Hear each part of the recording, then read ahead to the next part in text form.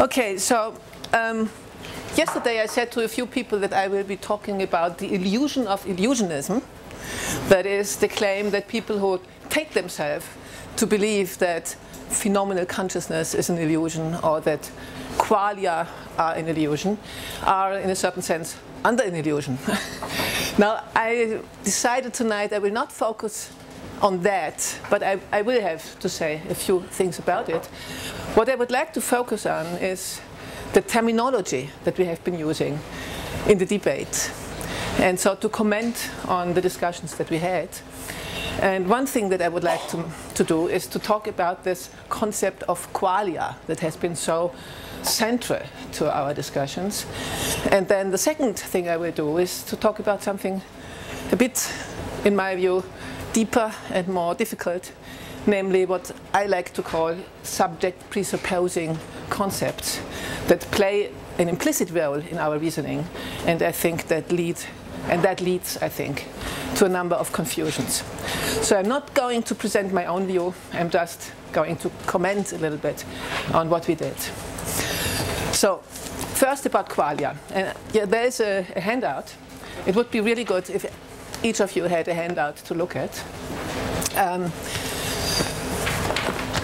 I'd like to call a specific concept that plays an enormously important role in the whole debate philosophical qualia, the concept of philosophical qualia. What are philosophical qualia? If there are any philosophical qualia, they are characterized by three claims. They are constitutive of what it is like to undergo a given experience. They are properties of experiences. So according to the received view, qualia are properties of events. If you're a physicalist, you might think that if there are qualia, then there should be properties of brain events. If you want to be neutral on physicalism, you might say an experience is an event that involves someone who has a certain kind of properties. Properties I will call experiential properties. So qualia would be properties of those events, events involving someone undergoing certain, being under certain impressions. And third, they are revealed in introspection, or we are aware of them in having the experience. Now my view is that there is nothing that satisfies these three conditions. So I don't believe in the existence of philosophical qualia. Okay. Now I could give you an argument. I don't have time to do this. I just would like to say I think it's conceptually confused to believe that there is something that satisfies these three conditions, and it's phenomenologically inadequate. It's conceptually confused. Just a very brief sketch of why I think it's conceptually confused. Just wonder for a moment what you are aware of in your experience, or what you might be able to introspect. And I think there are only two things that are in the neighborhood of being qualia. One is what is phenomenally present to you, as I would like to say it. Namely, the scenery outside there, for instance, the whale coming up, the colors of the sea, so the object of your experience. That might be introspectively aware when you think about how exactly it appears to me. Is the iceberg greenish underneath, according to the way I see it, or is it bluish? So this is a qualia in a certain intuitive sense, but it's not a philosophical qualia, because obviously it's not a property of an event. It's not the property of an experience. The other candidate for something you are directly aware of in introspection and also in undergoing the experience is that you are under the impression of seeing a whale, or that you see the iceberg as bluish or greenish, that you are phenomenally presented with a specific shade of color. That's a property of you. Again, it's not the property of an event. It's not the property of a brain event, and it's not the property of an event, an experience, as I explained just a few minutes ago. So there is no candidate for a property of an event that could be introspectively available. And so I conclude there are no qualia in that sense. Why do I say it's phenomenologically inadequate? I think it's phenomenologically inadequate in the sense that people tend to have in mind, and I said this already once in the discussion after Dirk's talk, people tend to have in mind something like a perceptual model of introspection, or even a perceptual model of what it is to be aware of one's own experiences, even without reflection. And this perceptual model, I think that many people are really caught in this way of thinking. This perceptual model would have it that in introspection you somehow look in some inner, you look inside, so to speak, and upon looking inside you are aware of certain ongoings in yourself, and those ongoings appear to have qualitative properties. I think this is completely crazy. Nothing like this exists. If you reflect on your own phenomenology, you realize that there is nothing like that. You don't, first of all, you don't look inside. If you try to get aware of how does it look to me, what kind of color am I experiencing, you are not withdrawing your attention from the external world and then looking inside. There's no such thing as looking inside. What is certainly going on is that you are aware of your own properties, changes that take place with you. But that doesn't mean that you look inside and discover entities having certain qualitative properties. And I think that a lot of what's going on, and a lot of what has been going on here too, I won't have time to say who in what moment, in my view, had this model in mind and was misled by this model. But a lot of what's going on, I think, is somehow driven intuitively by this completely mistaken, misguided model about what introspection is. So there are no philosophical qualia. For conceptual and for phenomenological reasons, I'm inclined to say this. But one might insist, in experiencing, we are phenomenally presented with qualities, at least sometimes. Color is the typical case. Sounds, smells. Now, we might use the term quale for this kind of whatever it is. And I call them presented qualia. That's the object, so to speak. That's what can be presented to you in your experience. Colors, tastes, tones are examples of presented qualia. Now, is the problem about consciousness a problem about qualia in any of these two senses? I would say no. It's not a problem about philosophical qualia, of course not. And it's not a problem about those presented qualia. It's a problem about being presented with them. It's a problem about properties of experiencing subjects, of human animals, other animals, extraterrestrial animals.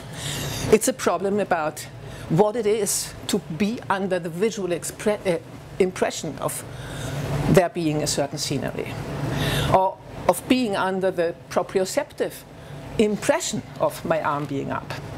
So it's about experiential properties, as I would like to call them. And experiential properties are properties of experiencing subjects, not properties of events.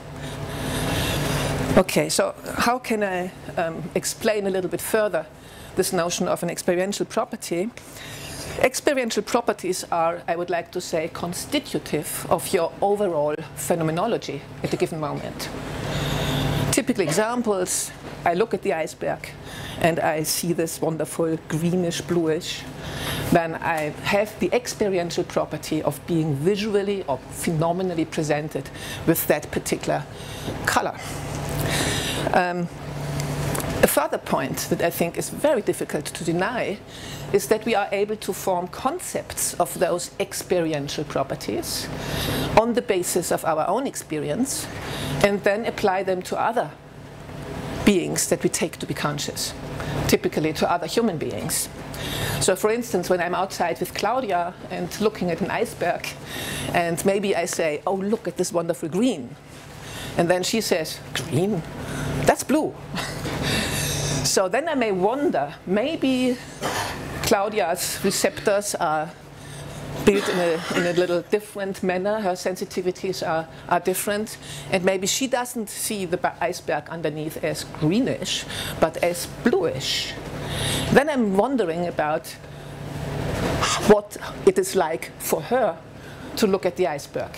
And I'm applying a concept of an experiential property that I have formed on the basis of my experience to her. Okay.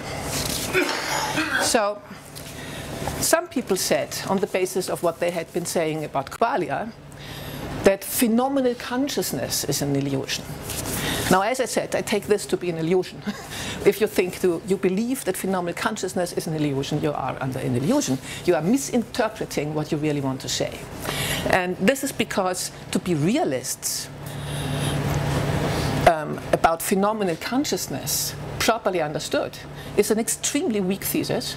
Not only weak, but in a sense undeniable. You cannot deny it. So let me just try to say what it amounts to, in my view, to be a realist about phenomenal consciousness.